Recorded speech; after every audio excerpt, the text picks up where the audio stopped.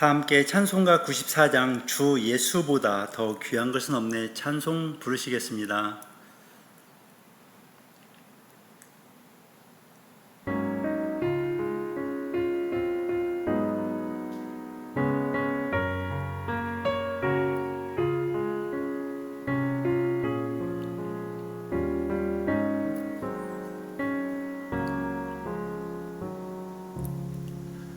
주 예수보다 더 귀한 것은 없네. 이 세상 부귀와 바꿀 수 없네. 영축을 내 대신 돌아가신 그 놀라운 사랑 잊지 못해. 세상 즐거움 다 버리고 세상 자랑 다 버렸네. 주 예수보다 더 귀한 것은 없네. 예수 밖에는 없네. 주 예수보다 더 귀한 것은 없네. 이 세상 명예와 바꿀 수 없네. 이전에 즐기던 세상 일도 주 사랑하는 마음 뺏지 못해. 세상 즐거움 다 버리고 세상 자랑 다 버렸네. 주 예수보다 더 귀한 것은 없네. 예수 밖에는 없네.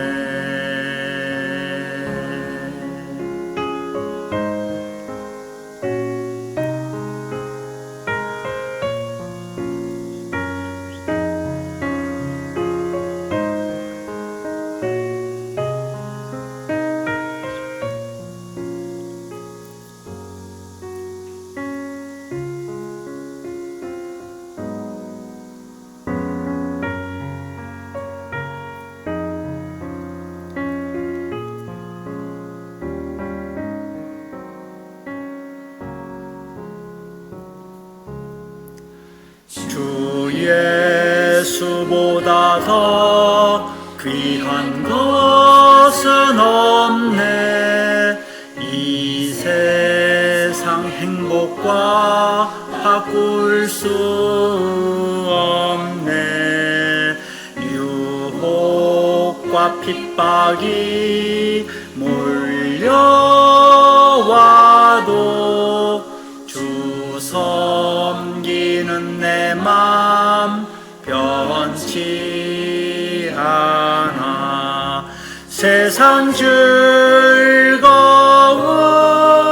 다 버리고 세상 자랑 다 버렸네.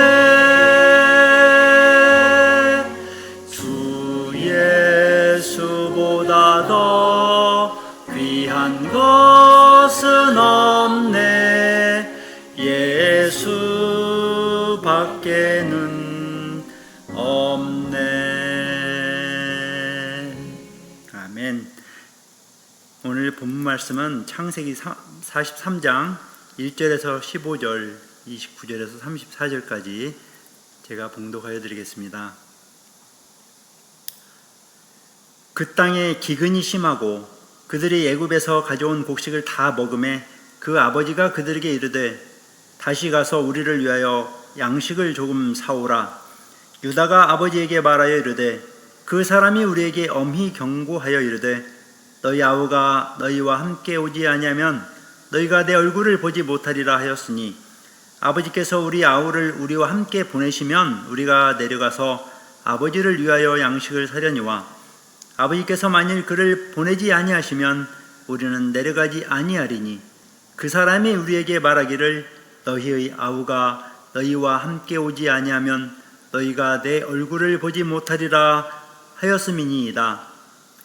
이스라엘이 이르되 너희가 어찌하여 너희에게 또 다른 아우가 있다고 그 사람에게 말하여 나를 괴롭게 하였느냐.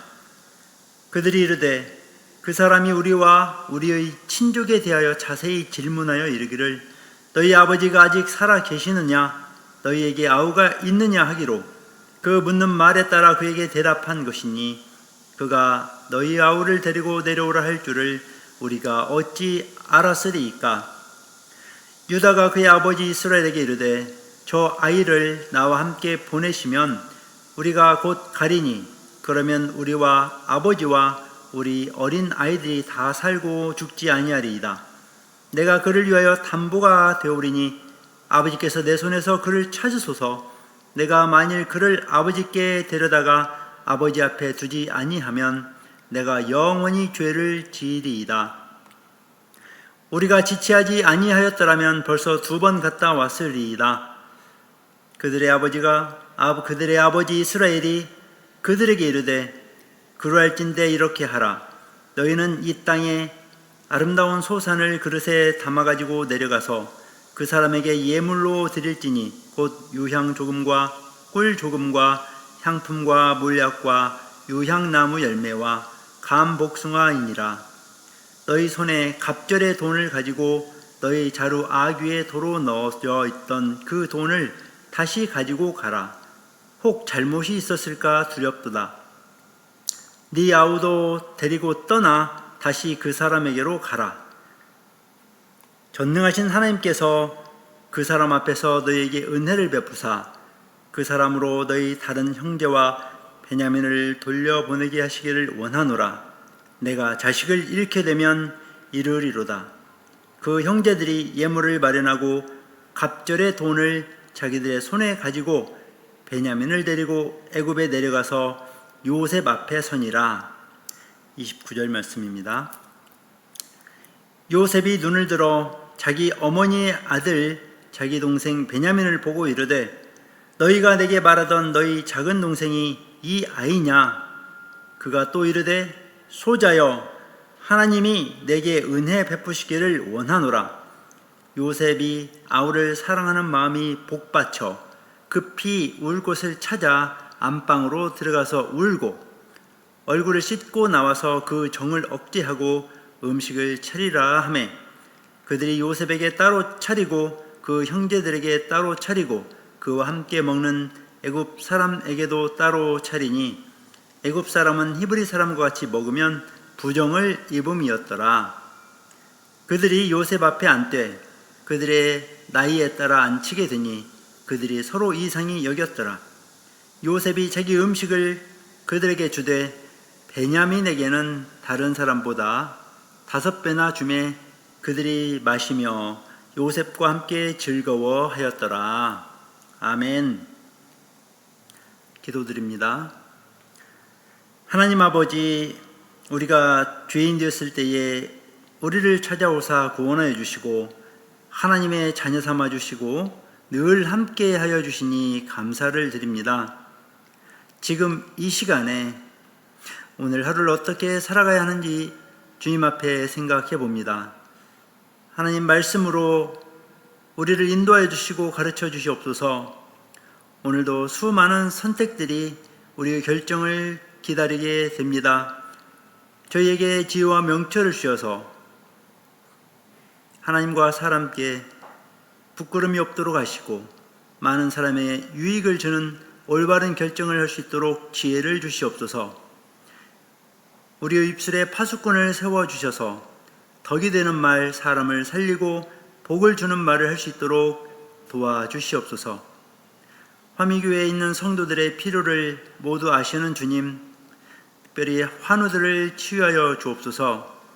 각종과 직장의 관계적인 문제, 경제적인 문제들을 해결하여 주시옵시고, 우리가 게으르지 않고 열심을 품고 서로 사랑할 수 있도록 도와주옵소서. 오늘도 회개의 영, 순종의 영, 증인의 영을 주시옵소서. 모든 환경 속에서 역사하시는 하나님을 보게 하여 주옵소서. 항상 우리와 함께 하시는 주 예수님의 이름으로 기도드립니다. 아멘. 오늘 말씀의 제목은 보다 나은 가치를 위해 라고 정해보았습니다. 하나님께서 아담과 하와를 통해 최초의 가정을 만들어 주셨습니다.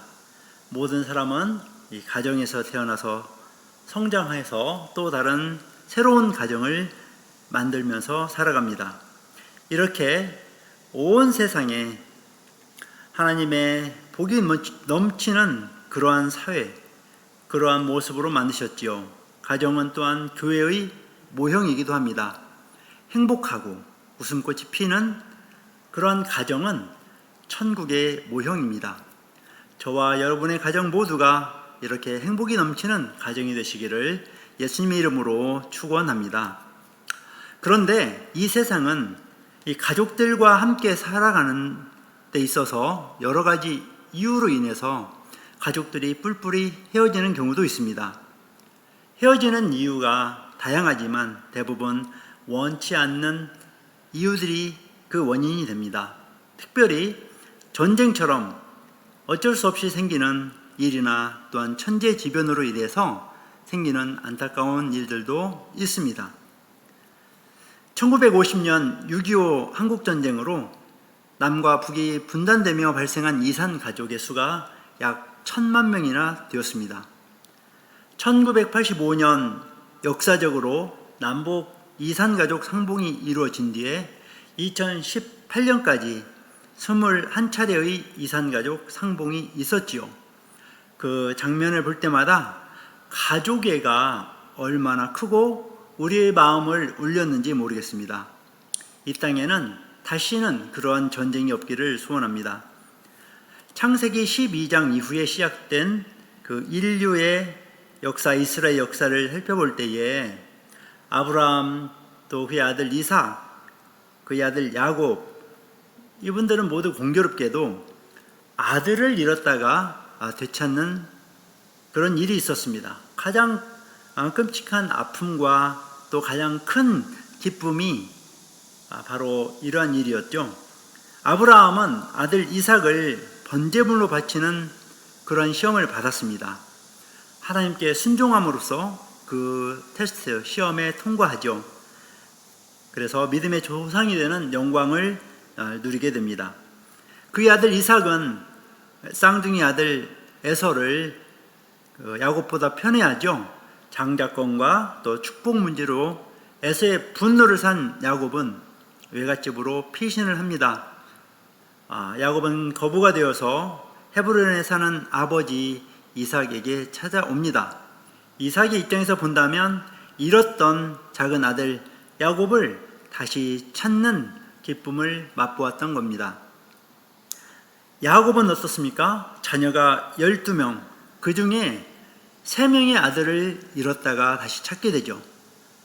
짐승에게 찢겨 죽었다고 믿었던 요셉, 그리고 애굽에 곡식을 사러 갔다 볼모로 잡힌 시므온, 또 가족의 생계를 위해 곡식을 사러 애굽으로 떠나 보내야만 했던 막내 아들 베냐민, 이렇게 3명이나 됩니다.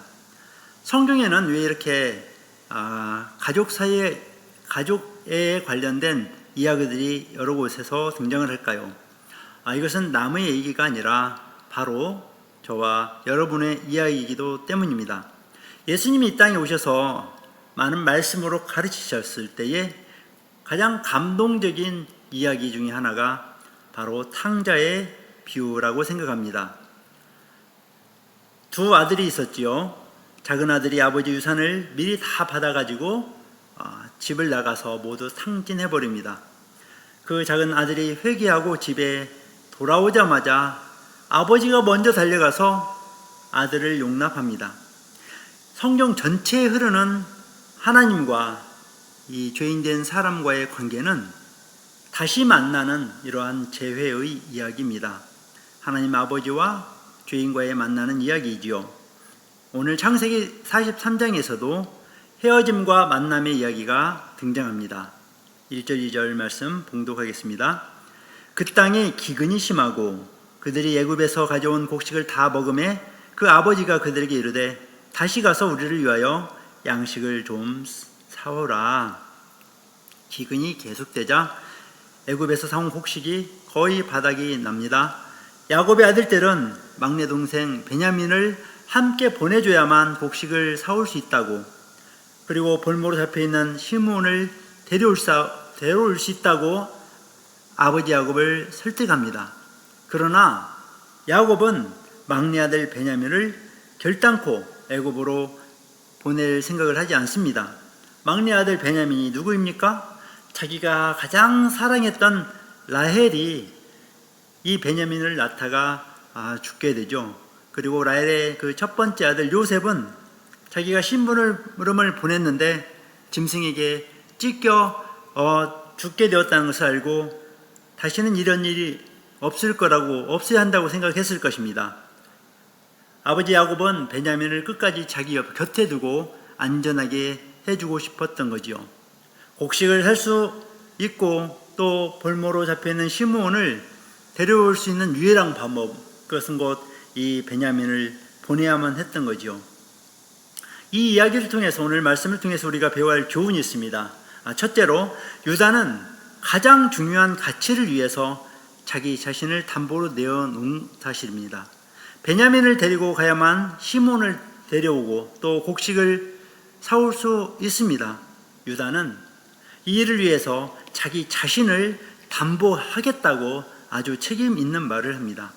9절 말씀을 읽어보시면 유다는 정말 믿음직한 사람입니다. 8절 9절 말씀, 유다가 그의 아버지 이스라엘에게 이르되 저 아이를 나와 함께 보내시면 우리가 곧 가리니 그러면 우리와 아버지와 우리 어린 아이들이 다 살고 죽지 아니하리이다. 내가 그를 위하여 담보가 되오리니 아버지께서 내 손에서 그를 찾으소서.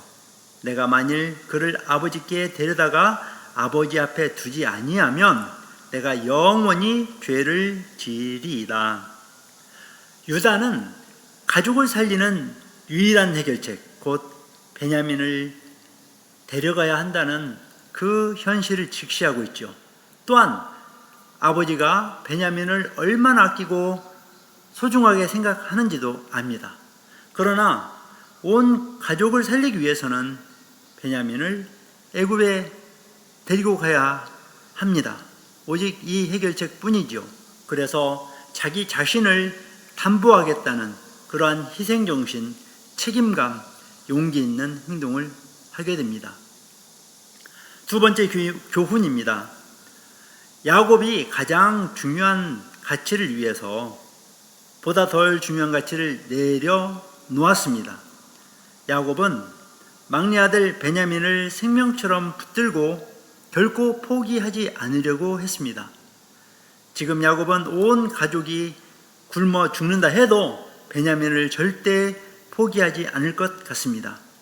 그러나 아들 유다의 강청함 앞에 자기의 고집을 내려놓습니다. 13절 14절 말씀 제가 봉독하겠습니다. 내 아우도 데리고 떠나 다시 그 사람에게로 가라. 전능하신 하나님께서 그 사람 앞에서 너희에게 은혜를 베푸사 그 사람으로 너희 다른 형제와 베냐민을 돌려보내게 하시기를 원하노라.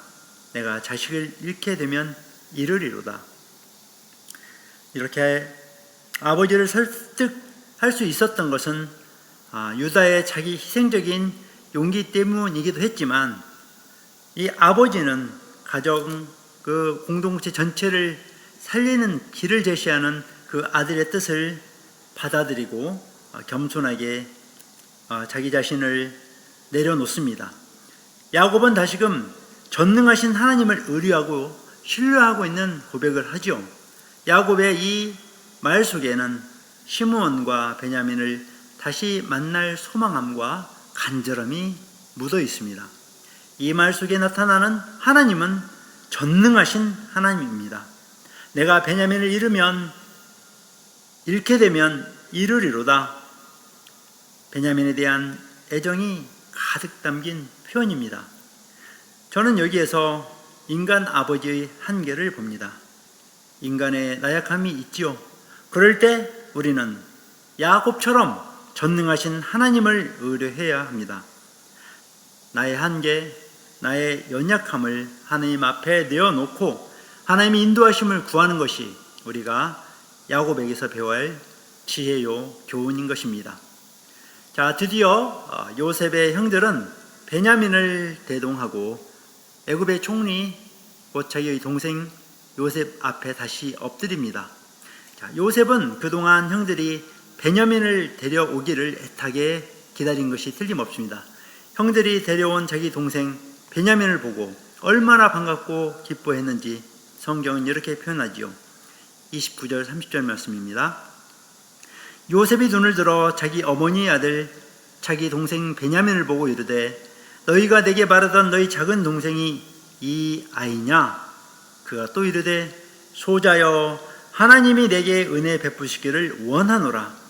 요셉이 아우를 사랑하는 마음이 복받쳐서 급히 울 곳을 찾아 안방으로 들어가서 울고, 자, 요셉은 유일한 그의 동생 베냐민을 보자 마음이 복받쳐서 울음이 터집니다. 요셉은 베냐민을 보자마자 아마 그의 어머니 또 아버지를 생각했을 것입니다. 동생과 함께 했던 그 어린 시절도 기억들이 났을 겁니다. 그러나 베냐민을 만나 그 기쁨과 즐거움을 다 표현할 수 없습니다. 그 자리에서 울음이 터질 것을 겨우 참지요.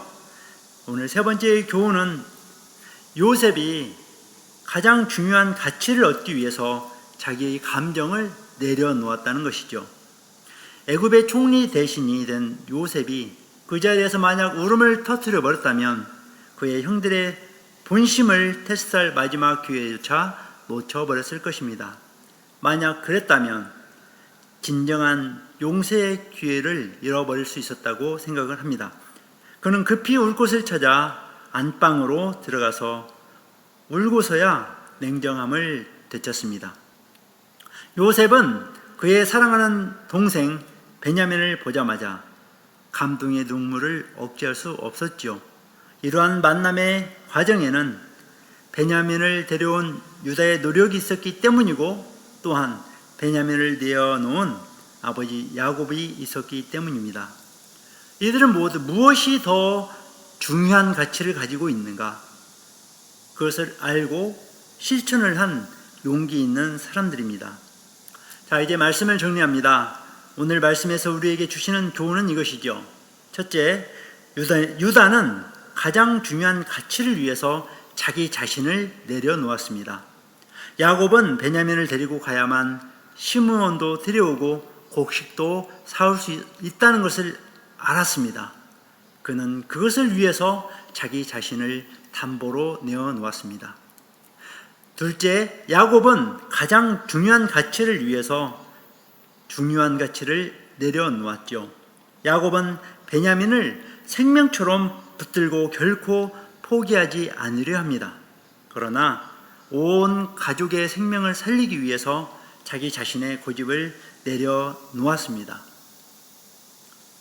이들은 모두 더 중요한 것을 위해 자신을 내려놓았고 그 결과로 시므온도 구하고 곡식도 살 수 있게 되지요. 셋째는 요셉은 가장 중요한 가치를 위해서 자기 자신의 감정 또한 내려놓았습니다. 애굽의 총리 대신이 된 요셉은 그의 원수 같은 형들에게 자기 자신이 바로 그들의 동생 요셉이었다는 것을 아마 보여주고 싶었을 것입니다. 원수도 갚아주고 싶었지만 그러한 감정도 참았습니다. 요셉은 무엇이 더 중요한가를 알았고 그것을 실천한 지혜로운 사람이었습니다. 그토록 보고 싶었던 친동생 베냐민을 만났습니다. 그리고 그의 꿈이 이루어지는 것을 또한 온전히 이루어지게 되는 것을 보게 될 것입니다. 무엇이 더 중요한가를 알고 가장 중요한 가치를 얻기 위해 덜 중요한 가치를 내려놓은 삶, 그런 삶을 살 때 우리의 삶의 결국은 무엇일까요? 사랑의 하나님을 만나는 최고의 행복과 기쁨을 누리게 될 것입니다. 주기도문으로서 예배를 마치도록 하겠습니다. 하늘에 계신 우리 아버지여, 이름이 거룩히 여김을 받으시오며 나라가 임하시오며 뜻이 하늘에서 이루어진 것 같이 땅에서도 이루어지이다. 오늘날 우리에게 일용할 양식을 주시옵고 우리가 우리에게 죄 지은 죄를 사하여 준 것 같이 우리 죄를 사하여 주시옵고 우리를 시험에 들게 하지 마시옵고 다만 악에서 구하시옵소서. 나라와 권세와 영광이 아버지께 영원히 있사옵나이다. 아멘.